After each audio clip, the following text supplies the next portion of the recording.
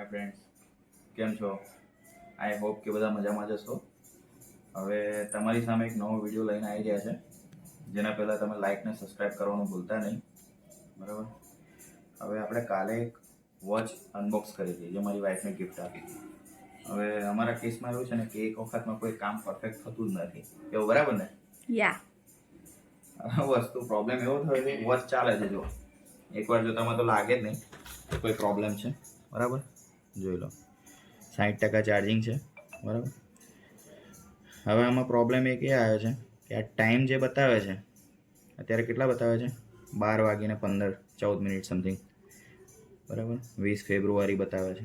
હવે આ timing set કરવા માટે આ સ્માર્ટ વોચમાં એક ફીચર હોય છે, જો આમાં એક QR કોડ આપેલો હોય છે, આવી રહ્યો, જેને સ્કેન કરવાનો હોય છે. સ્કેન કર્યા બાદ એમાં કોઈ એપ્લિકેશન આવે જે આપણે ડાઉનલોડ કરવાનું હોય છે, જેનાથી મોબાઈલથી આ વોચ કંટ્રોલ થાય, બરાબર. આપણે આ સ્કેન કર્યો,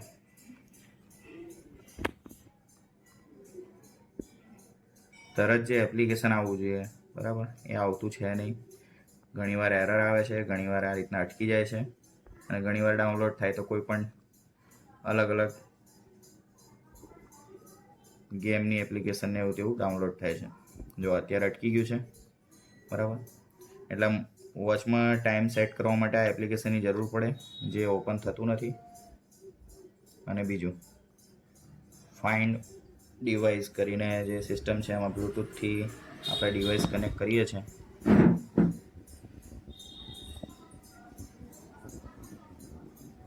જો પૂરું એપ્લિકેશન બતાવું તમને.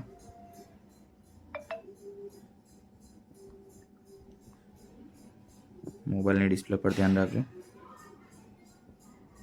આવી રહ્યું, જો આપણા વોચનું નામ છે D7 Pro Max, બરાબર, જે આમાં બતાવે છે. કાલે મેં આજે સવારે ટ્રાય કર્યો તો મેં કનેક્ટ કરવાનો, આ કનેક્ટ થતું જ નથી. કનેક્ટ લખીને આવે છે, કનેક્ટેડ લખાઈને આવવું જોઈએ, નોટ કનેક્ટેડ અહીં લખાઈને આવે છે, બરાબર.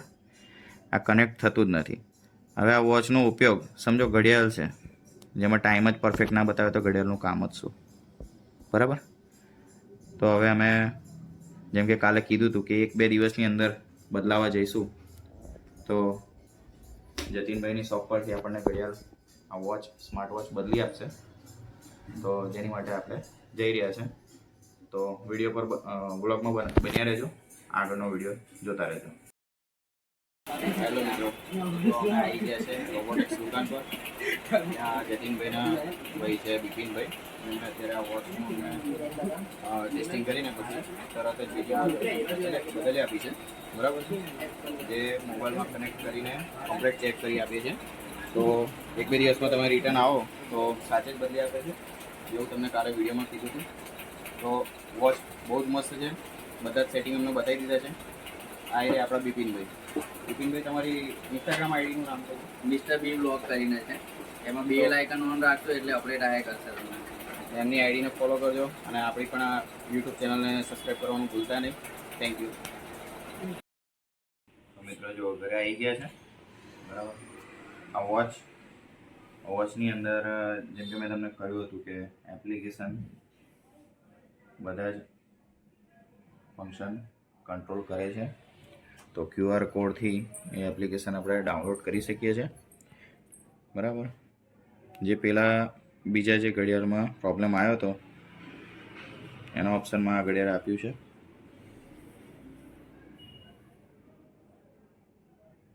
જો છે,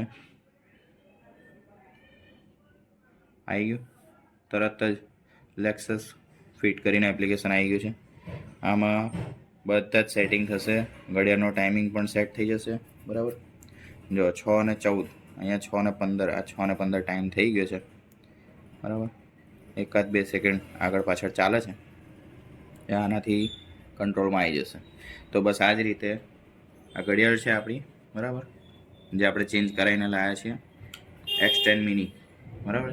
આના પર પણ લેક્સસ ફિટનું સિમ્બોલ મારેલું છે, એટલે કે એપ્લિકેશનથી આપણે કંટ્રોલ કરી શકીએ છીએ, બરાબર.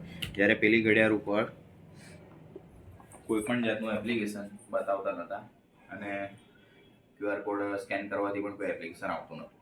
તો બસ અત્યારે હવે કમ્પ્લીટ થઈ ગયું. આ સેટિંગ આનું કમ્પ્લીટ કરીને મારા વાઈફ વાપરશે. બરાબર, થેન્ક યુ. વિડીયો જોવા બદલ આભાર તમારો.